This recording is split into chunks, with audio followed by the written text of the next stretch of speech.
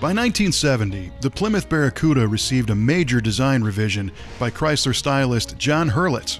Herlitz knew a thing or two about what a cool car should look like, as he had penned the awesome Barracuda SX concept car a few years earlier. The third-generation Barracuda had to look great, but also had to be a hot performer to compete in the escalating muscle car wars. Herlitz took the B-body chassis, stretched the nose, and shortened the deck, but the secret sauce was to make the car wider. Now, Pontiac used to brag about wide track handling, but in this case, the added width was to be able to fit an elephant in the nose, and more on that later.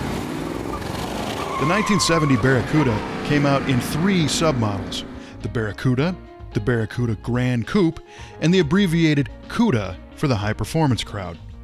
The fresh Cuda design featured a wide front grille with 2 headlights and a variety of hood options, including the I.Q.E.C.A.G scoop, which was an acronym for the incredible quivering exposed cold air grabber scoop, more commonly known as the shaker. Even the base Cuda hood had twin power bulge scoops. The lines were clean and lean, with plenty of options to personalize your ride, including body-colored elastomeric front and rear bumpers, body-colored or chrome racing mirrors, rally or road wheels, sawtooth trim jazzed up the rocker panels, vinyl tops including Gator Grain and wild mod tops, hockey stick striping, and of course, a wide array of colors. Base Barracuda engines included the 198 and 225 slant 6s, but Cudas came with a 335 horsepower 383 as standard equipment, but there was much more left in the option bin. You see, that new extra-wide E-body chassis also accepted not only the powerhouse 440 V8, but also swallowed up the giant 426 Hemi engine with ease. And now we're talking.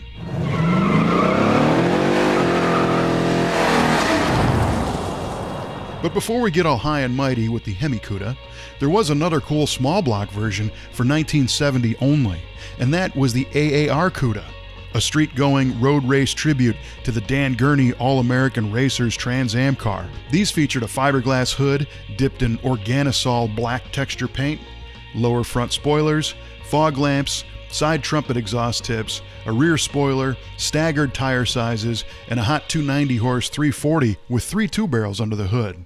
It's too bad that this was a one-year-only car, as it remains one of the hottest-looking muscle cars ever. Upping the game were the 4 or 6-barrel 440s with 375 and 390 horsepower respectively, topping out at the infamous 426 Hemi with 2 4-barrels making 425 horsepower and 490 pound-feet of torque. Torque Flight 3-speed automatics and 4-speed pistol grip manuals were available either way. Chrysler's proven torsion bar front suspension and heavy-duty shocks and rear leaf springs provided great handling for 1970 and good road feel even today. The new 1970 Cuda had just about anything you could ask for. So, how do you improve on something like that? Well, Plymouth decided to turn the visuals up a notch with the 1971 update. New for 1971 was the 4-headlight front design, split by one of the coolest grilles ever designed. It featured a series of 6 forward-leaning grille openings centered in an anthracite gray or body-colored surround, and really looked tough when the body-colored elastomeric bumpers were ordered along with it. The power bulge hood changed a bit, sliding the scoops back towards the windshield, but the shaker was still a hot item in 1971. Cuda fenders got a new signature design element, the Cuda gills, not found on regular Barracudas or Gran Coupes. And Plymouth went all out with the optional giant billboard stripes, calling out the engine size for all the world to see. Different high-impact colors were added, and vinyl tops were still on the option list. Add in the rear window louvers, rear spoiler, and a new rear taillight treatment, and you can see just how different the 71 Cuda was from the 1970 cars. Even the bucket seats were redesigned, along with some cool new options like an 8-track recorder in the dash that either recorded tunes off the radio or your own thoughts with a microphone. All told, there were over 75 different options to personalize your Cuda. The good thing is that they didn't change the power plants for 1971. You could still get all the big V8s, but compression and power dropped in all but the 426 Hemi. And that was just a sign of the times, with new measurements for measuring power and new fuel requirements changing the compression game.